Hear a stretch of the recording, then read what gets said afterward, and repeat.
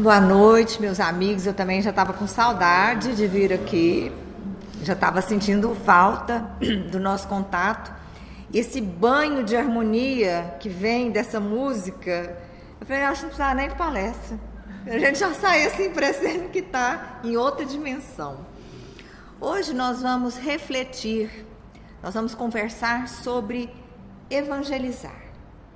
Evangelizar é semear Jesus. Nós vamos refletir um pouco sobre a evangelização. Nós podemos falar que a evangelização é do espírito.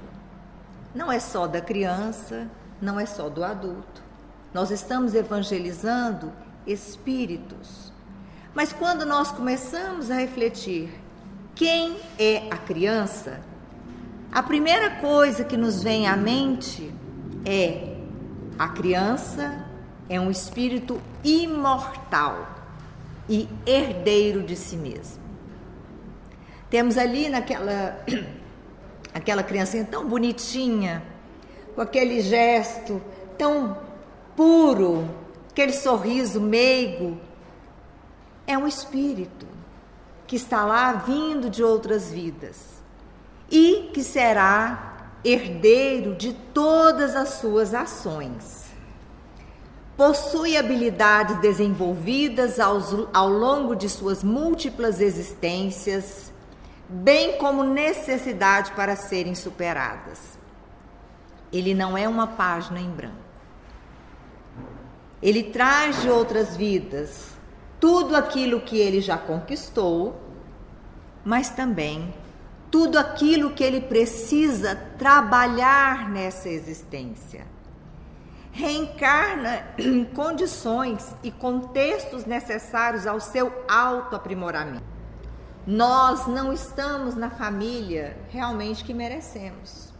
E a criança também não. Mas está na família que é necessária para o seu desenvolvimento. Ele vai reencarnar aquela criança, assim como nós, que já passamos por essa fase, reencarnamos nas condições, no contexto que é preciso para que a gente possa se autoaprimorar. Não existe nada ao acaso. Não existe nada que esteja fugindo à providência divina. Tudo existe um plano. E a gente tem que saber que a espiritualidade não é desorganizada como nós, que acontecemos coisas de última hora e tomamos decisões sem pensar. E as crianças, assim como os nossos filhos, são empréstimos da divindade superior. Não nos pertence. Difícil falar isso pra gente que é mãe, né? Como assim? É meu filho, é a minha filha. Mas são empréstimos, porque eles estão nossos filhos. Assim como quantos outros em várias vidas nossas foram nossos filhos. E outros ainda virão. E às vezes reencarnam hoje o nosso filho do passado como aquele neto que a gente não para de babar em cima. Ou às vezes alguém que a gente gosta tanto, mas é um sobrinho, mas ai, como a gente gostaria que ficasse mais próximo. Então, aquelas ligações da nossa família espiritual, que muitas vezes não é a família terrena. Temos elos muito fortes, ligados em outras existências. Mas a gente precisa entender que o nosso filho, que vem agora como aquela criança, é empréstimo. Quando nós vamos refletir sobre a infância, Kardec pergunta aos espíritos, na questão 383 do Livro dos Espíritos, qual para este a utilidade de passar pelo estado de infância? Encarnando com o objetivo de se aperfeiçoar, o espírito durante esse período é mais acessível às impressões que recebe, capazes de lhe auxiliar o adiantamento para o que devem contribuir os incumbidos de educá-lo. Aí eu abro um parênteses. Incumbidos de educar essa criança Às vezes não é só o pai e a mãe. Avós também, tios também, irmãos mais velhos também. Todos aqueles que têm um pouco mais de consciência têm essa missão também de ajudar a educar essa criança. E o período de infância é um período onde o espírito está mais acessível a essas impressões, a ser moldado.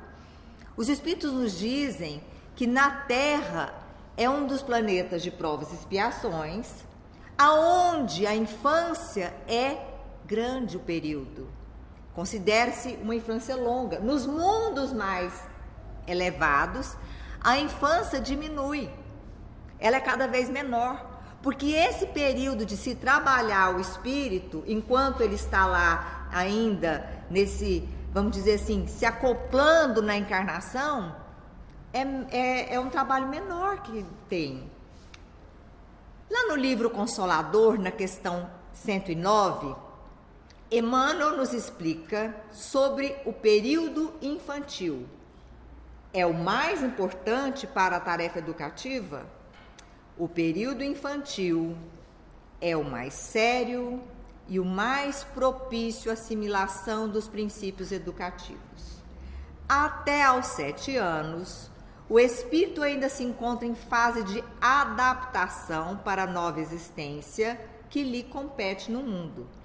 Passada a época infantil, os processos de educação moral que formam o caráter tornam-se mais difíceis com a integração do espírito em seu mundo orgânico material. Por que a criança é tão bonitinha, tão doce? Porque se o espírito renascesse com as suas características mais, como se diz, menos moldadas, e não ter aquele traço tão puro, seria difícil para a gente amar. Como que a gente não ama uma criança que a gente olha e fala, meu Deus, que coisa fofa. Tem uns que dá vontade até de morder, de tanta fofura. Mas a gente vê que se fosse um adulto, vamos dizer, um agente mirim, um adulto miniaturizado, não ia provocar em nós tanta comoção. Então a criança, ela é daquele jeito justamente para despertar em nós o nosso melhor lado. E até os 7 anos, os espíritos dizem que a reencarnação, ela não está completa. O espírito está com as suas características muito em estado latente. É como se ele tivesse, não tanto encarnado, mas, vamos dizer assim, entre parênteses, incorporado. É um espírito que está incorporado naquele corpo. E depois dos 7 anos, né, completa essa reencarnação.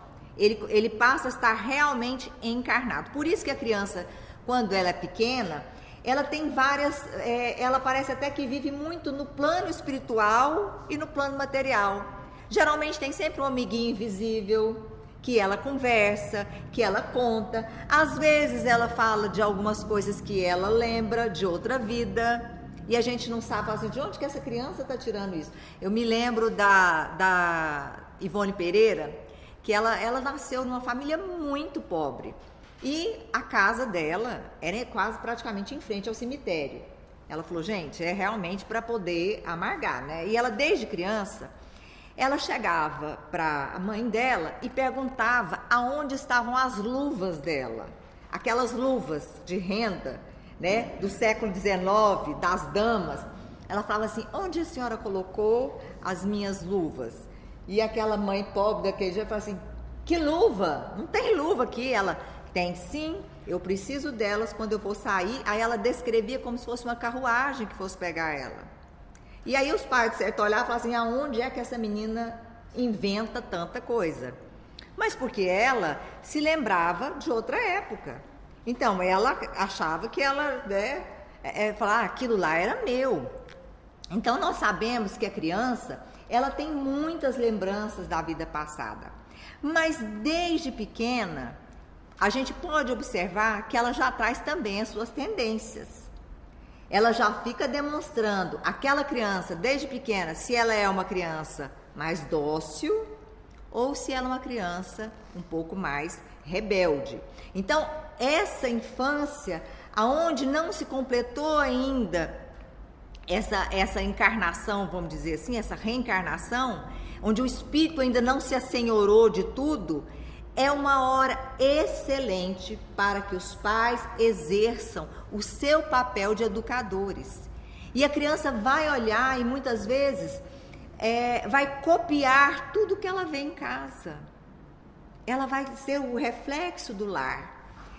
Atingida a maioridade, ainda continuando em um consolador, se a educação não se houver feito no lar, então só o processo violento das provas rudes no mundo pode renovar o pensamento e a concepção das criaturas, porquanto a alma reencarnada terá retomado todo o seu patrimônio nocivo do pretérito e reincidirá nas mesmas quedas se lhe faltou a luz interior dos sagrados princípios educativos.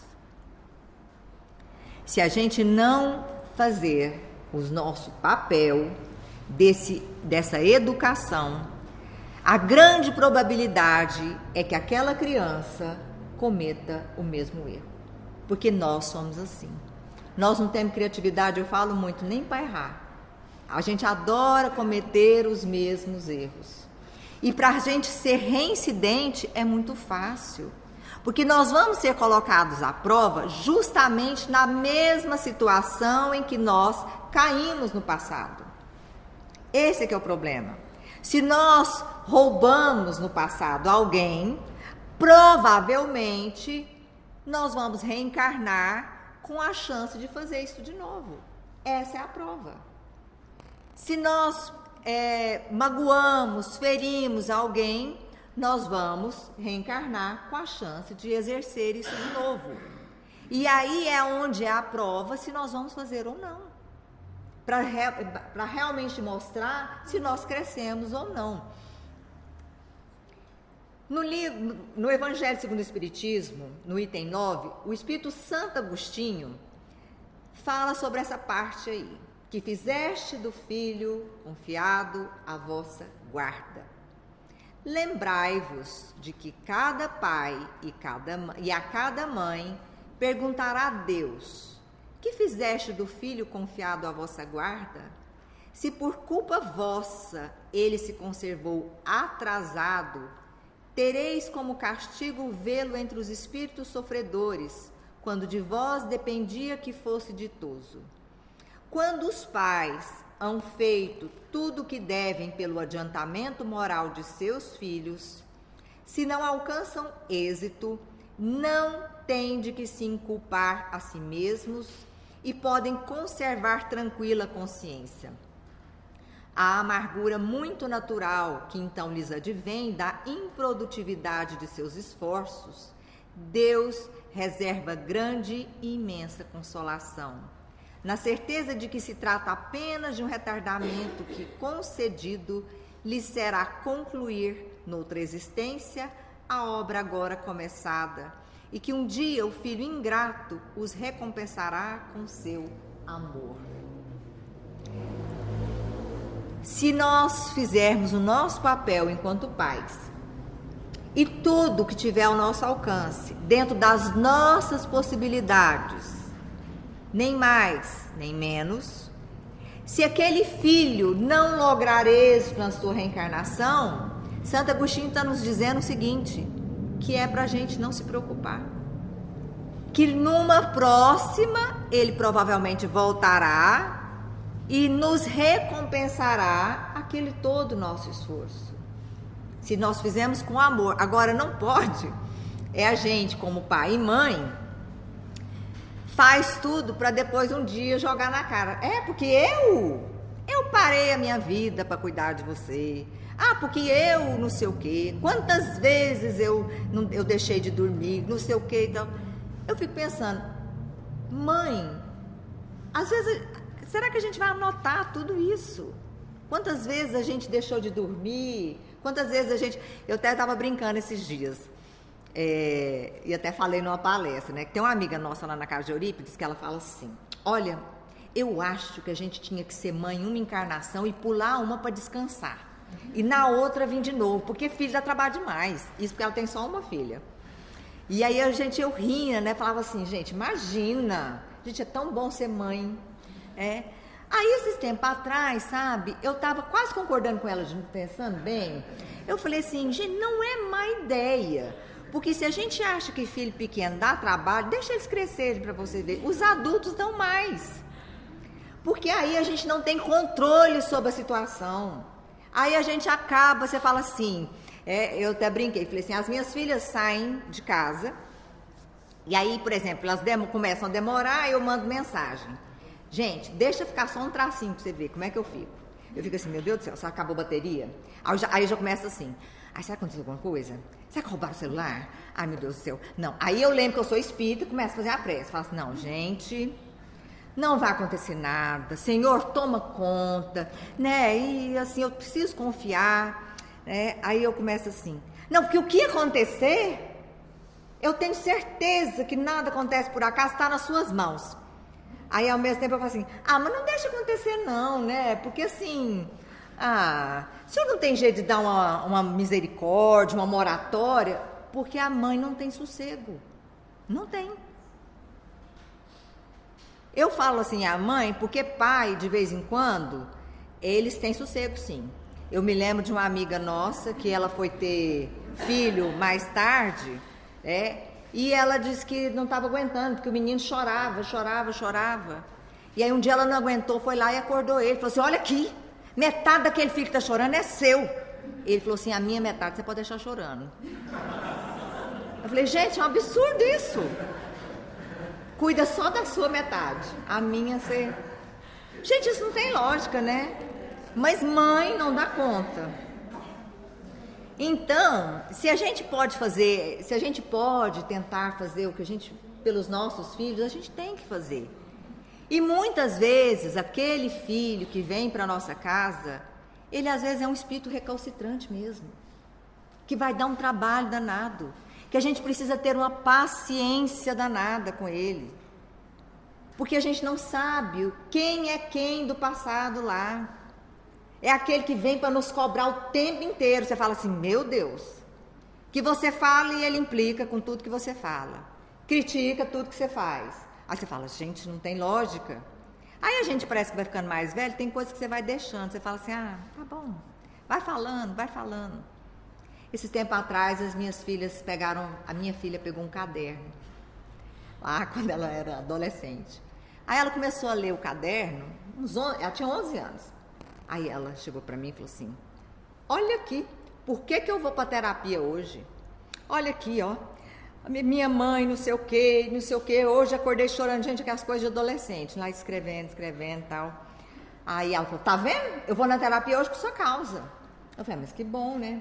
Gente, aí um dia eu achei um caderno meu.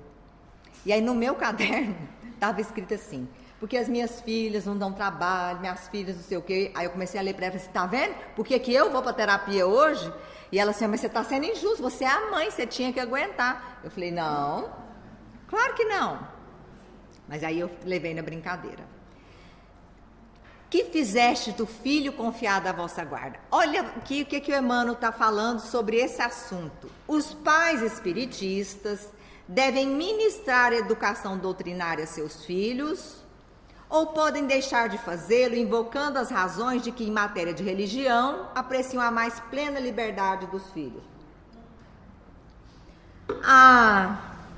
Se eu sou espírita, mas meu filho não quer ser espírita, ele é pequeno, não gosta, eu tenho que respeitar a liberdade, ainda mais hoje, gente, tem um negócio de, né, a liberdade, você não pode contrariar, mas não sei o que e tal, umas coisas assim, né? Olha o que é falado aqui. O pretexto de que a criança deve desenvolver-se com a máxima noção de liberdade pode dar ensejo a graves perigos.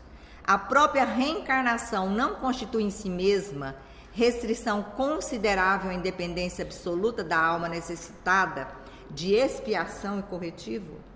Qualquer indiferença nesse particular pode conduzir a criança aos prejuízos religiosos de outrem. ao apego do convencionalismo e à ausência de amor à verdade. E ele continua: deve nutrir-se o coração infantil com a crença, com a bondade, com a esperança e com a fé em Deus. Agir contrariamente a essas normas é abrir para o faltoso de ontem a mesma porta larga para os excessos de toda sorte, que conduzem ao aniquilamento e ao crime. Os pais espiritistas devem compreender essa característica de suas obrigações sagradas, entendendo que o lar não se fez para a contemplação egoística da espécie, mas sim para santuário onde, por vezes, se exige a renúncia e o sacrifício de uma existência inteira. Não tem que deixar filho escolher se não vai para a educação religiosa. Não tem. Enquanto é criança, tem que levar. Ah, mas ele não quer ir. Não, mas aí a gente vai conversar e vai falar: olha, você tem que ir. Ah, mas eu não vou. Então, hoje em dia, fala assim: então tá bom, então você vai ficar sem o videogame, você vai ficar sem o celular. A gente tem que fazer isso? Tem, gente. Olha, eu levava as minhas filhas para evangelização sábado de manhã.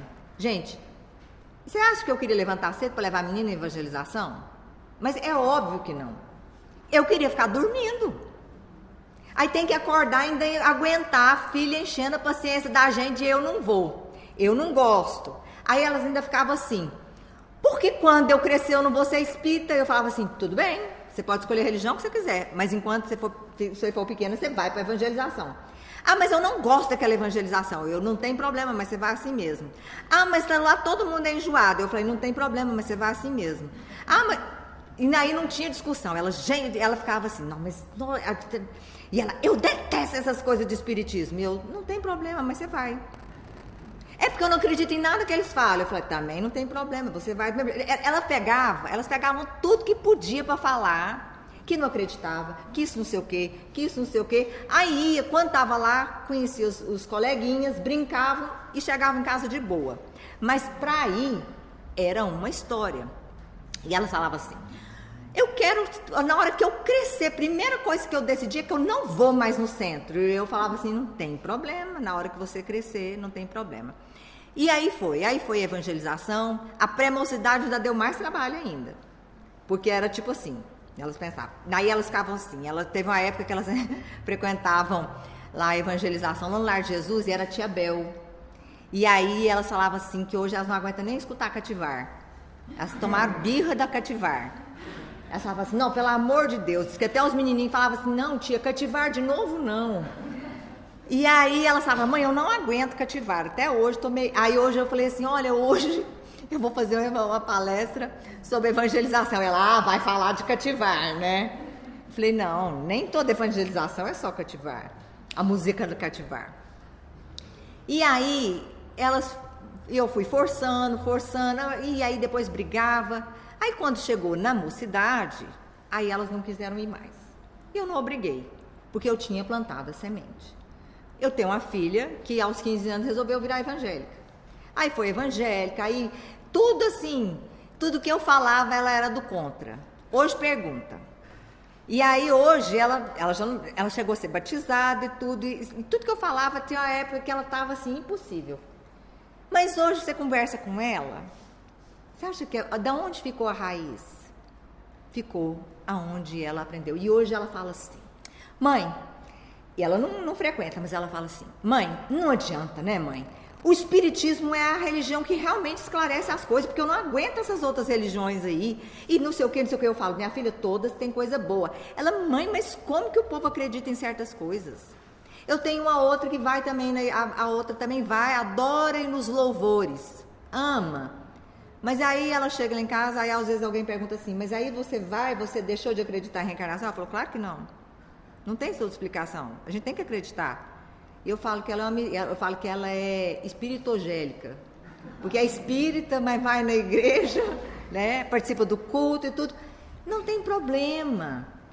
Não tem problema.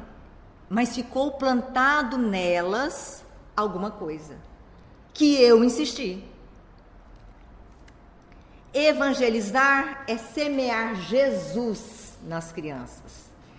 Amélia Rodrigues diz nesse livro Terapêutica de Emergência, na psicografia do Divaldo: a tarefa da educação, por isso mesmo, é de relevância, enquanto que da evangelização é de urgência salvadora.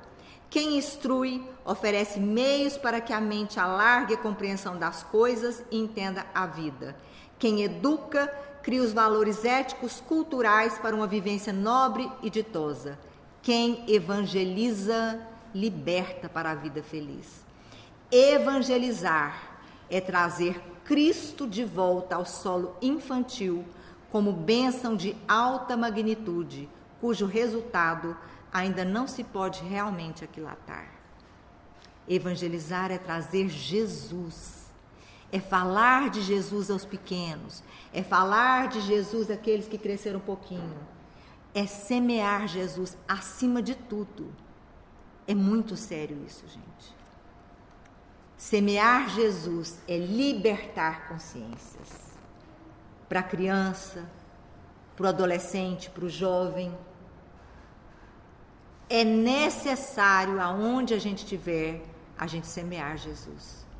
Porque nós estamos colocando para frente o libertar de consciências. A fé raciocinada. É tudo que a doutrina espírita nos ensina. E aí daqui a um tempo, a minha filha mesmo falou, por mais que ela não frequente nenhum curso, estudo, quando ela escuta certas coisas, ela fala, mas isso não é lógico, porque Deus não pode agir dessa forma. Esse Deus que é vingativo, Jesus é maravilhoso. Jesus é o nosso exemplo, é o nosso irmão, é exemplo de amor. Então ela fala, gente, não tem lógica as pessoas ficarem brigando por causa de religião. Evangelizar é semear Jesus nas crianças. O Hermínio Miranda, nesse livro aí, Nossos Filhos São Espíritos, diz: insisto em dizer que a criança deve ser ensinada a orar tão cedo quanto possível, como são ensinados os hábitos de higiene, limpeza, ordem e educação social. São os costumes adquiridos na infância que testemunharão pela vida inteira sobre o tipo de lar em que a pessoa viveu na infância. Semear Jesus é ensinar o valor da oração. Quando a gente ensina a oração para o pequeno, quando ele fica adolescente e entra na crise, ele sabe onde recorrer.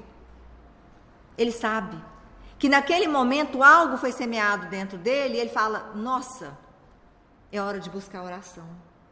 Porque desde pequeno me ensinaram a orar. E da forma mais verdadeira. É olhar Jesus e falar, olha, Jesus é tão próximo de nós. Vamos aprender. Ensinar o pequenininho. Cada individualidade renasce em ligação com centros de vida invisível do qual procede e continuará, de modo geral, a ser instrumento do conjunto em que mantém suas concepções e seus pensamentos habituais. Semear Jesus é remédio contra a obsessão.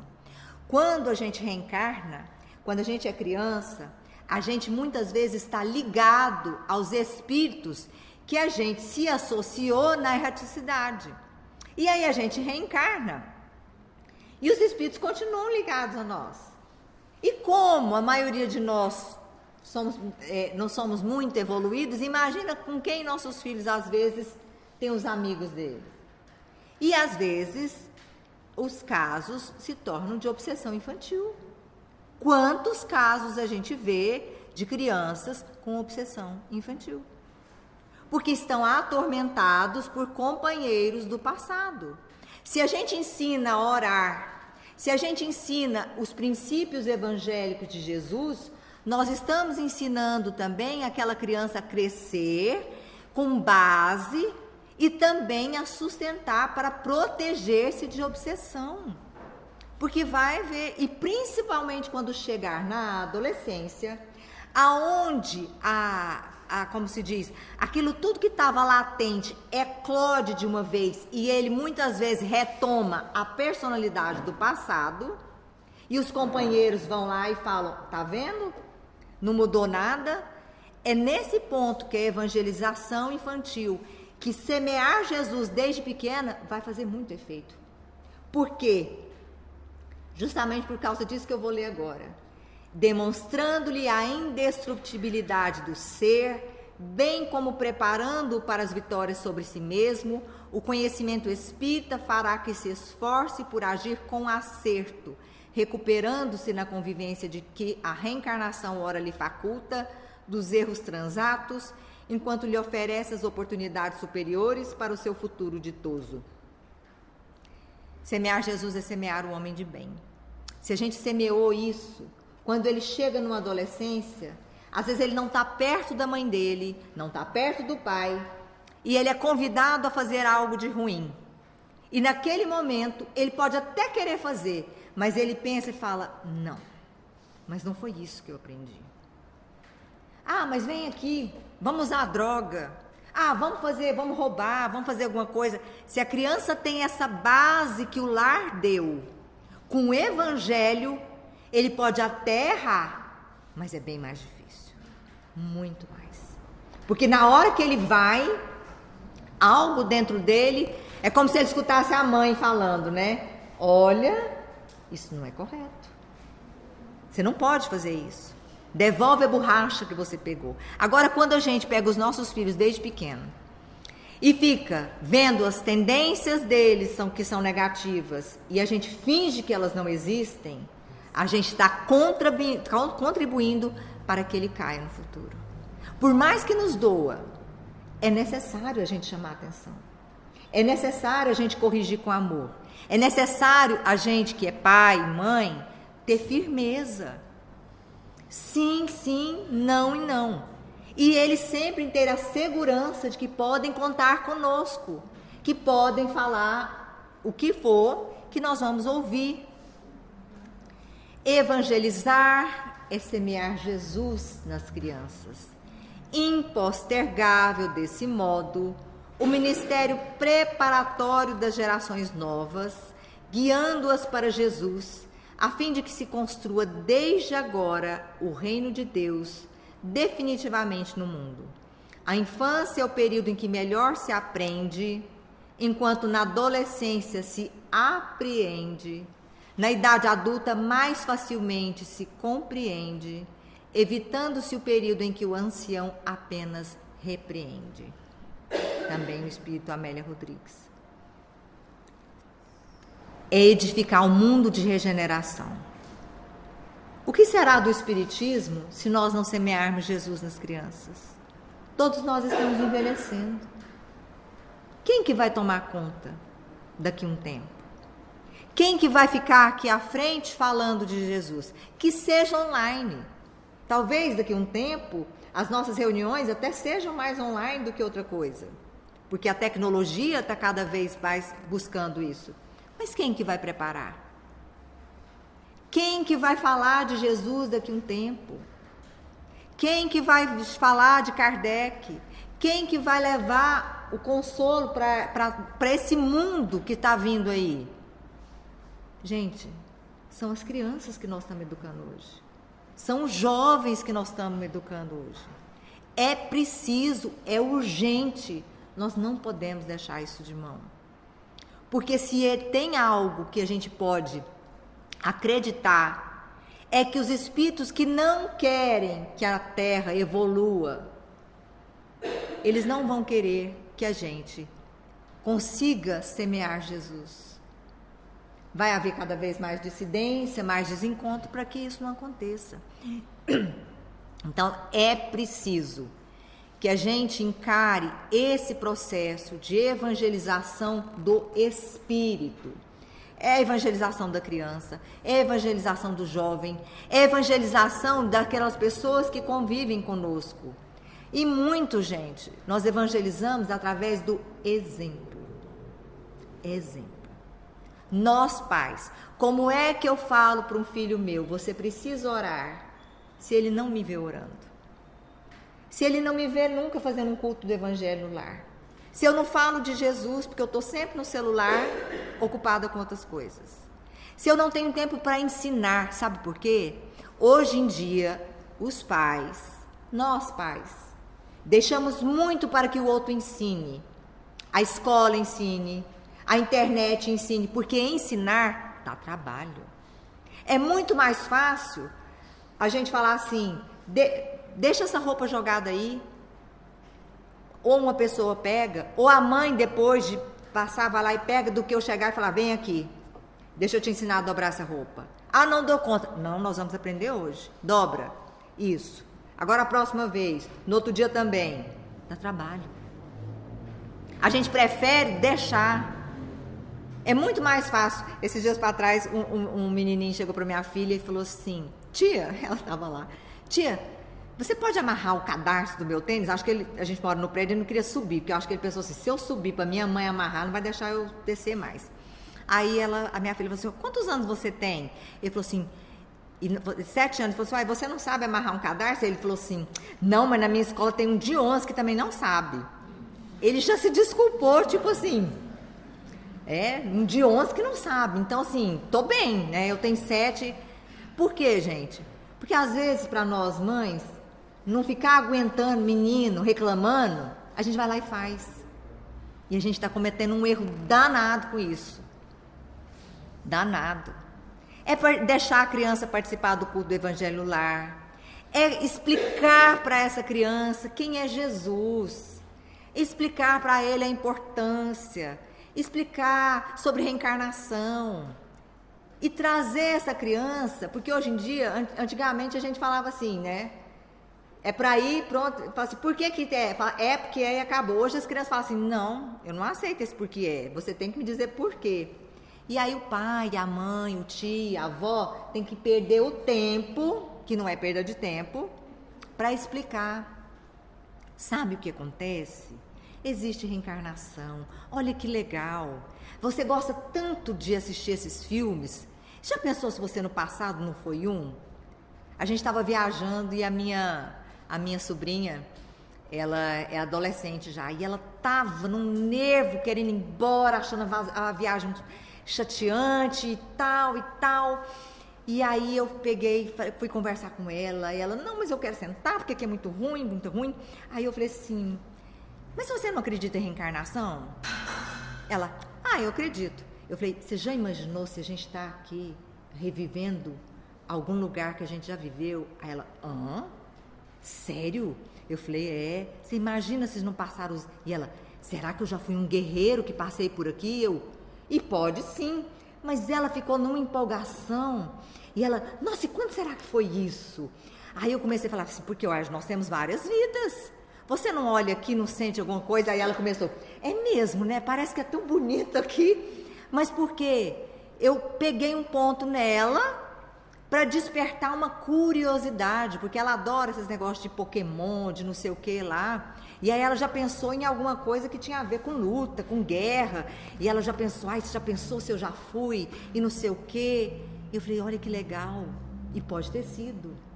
Então a gente tem que ter um pouco de sabedoria, nós que somos pais, de trazer esse filho, essa criança, para mais próximo da gente. Primeiro ouvir o que essa criança está falando, para a gente entrar no mundo deles e trazê-los conosco. É preciso isso. Nós nunca vamos poder medir o benefício que é semearmos Jesus. E nós espíritas, eu não canso de repetir, a nossa missão aqui é consoladora, esclarecedora. O espírita tem esse dever. Vamos acolher a todos e vamos crer que Jesus não tem nada fora do lugar. O nosso mestre não está dormindo.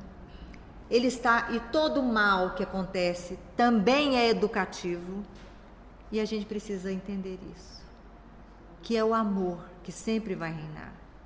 Às vezes nós vamos demorar para chegar, mas nós chegaremos. E se Deus quiser, chegaremos com muita alegria e gratidão por todos terem estado aqui. E que assim seja.